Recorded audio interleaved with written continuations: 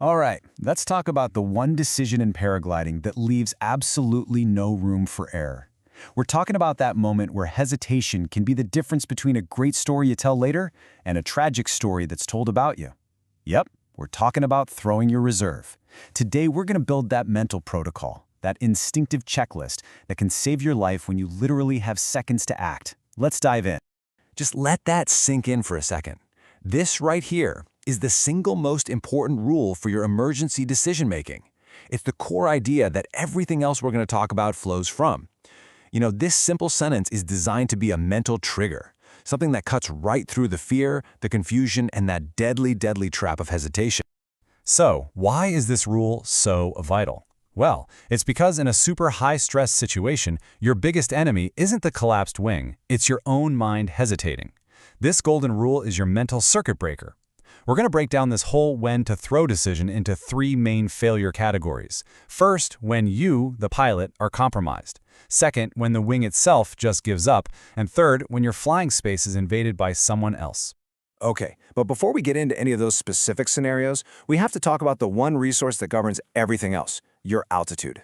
When things go wrong, time isn't measured in seconds, it's measured in meters and feet falling towards the ground. Understanding your altitude dictates every single action you take, or, more importantly, don't have time to take. I want you to burn this number into your brain. 150 meters, or for those of you in the US, about 500 feet above the ground. This is what we call your hard floor. It's the non-negotiable altitude below which your options just shrink to almost nothing. Think of it as the point of no return for trying to fix your wing. Now check this out, because this is where the brutal math comes in. Below that 150-meter floor, if your wing stops flying, and I mean it's collapsed, it's tangled, or you're in a deep spiral, you have somewhere between 5 and 10 seconds before you hit the ground. That's it. There is no time to troubleshoot. The only correct action is to throw your reserve. Immediately, no hesitation. And that brings me to a really common and really dangerous myth, the idea of being too low to throw. Let me be clear, you are never too low. There are documented saves from pilots throwing as low as 30 meters. Look, a partially inflated reserve is still a massive drag device. It's not going to give you a soft, gentle landing, but it will dramatically slow you down. And that can be the difference between walking away and something much, much worse. So let's move into our first failure category. This is when the wing could be perfectly fine, but the pilot, that's you, is not. And these situations are kind of insidious because the problem isn't the gear you're flying, it's the person operating it. The protocol here is all about self-awareness. You have to be honest with yourself and recognize the exact moment you are no longer capable of safely flying. If a spiral is causing your vision to go gray, you are seconds away from passing out. Throw. If you get injured somehow and can't control the wing, or you're having a sudden medical issue, or you're so cold and confused you can't even think straight, the reserve is your only safe way down. Okay, on to the second category. This is when your paraglider stops being a reliable aircraft. We're talking about mechanical or configurational failures where, honestly, your skill as a pilot just might not be enough to fix the situation. This one's pretty straightforward. If you hear a loud bang and look up to see a line or a riser has snapped, the whole geometry of your wing is compromised. It's not the airfoil it was designed to be anymore. Don't waste precious seconds trying to figure out if you can fly it, especially if you're low. Just throw your reserve. Now this is absolutely critical for spirals. It's the two-turn rule. The moment your wing locks into a hard auto rotation, you have a very, very short window. On the first turn, you analyze what's happening. On the second turn, you apply your fix, countersteering, whatever it is. But if you're heading into that third turn and you haven't stopped it, the G-forces are going to build so high you might not even be able to lift your arm to reach your handle. You have to throw. Twisted risers are another huge red flag. Suddenly, your brakes are useless, you have zero directional control. Now, if the wing is flying straight, you might have a moment to think. But if that wing starts to rotate, you are now just a passenger in an uncontrollable spiral. Your only move is to throw. The gift wrap. This is a pilot's nightmare. It's where you tumble through your lines and fall directly into your own sail. At that point, you're not flying anymore. You are in free fall, tangled up in a massive mess of fabric.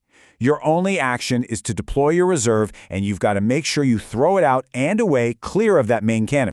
All right, our third and final failure category is all about external threats, specifically mid-air collisions. These are chaotic, they are violent, and they require the absolute fastest reaction time possible.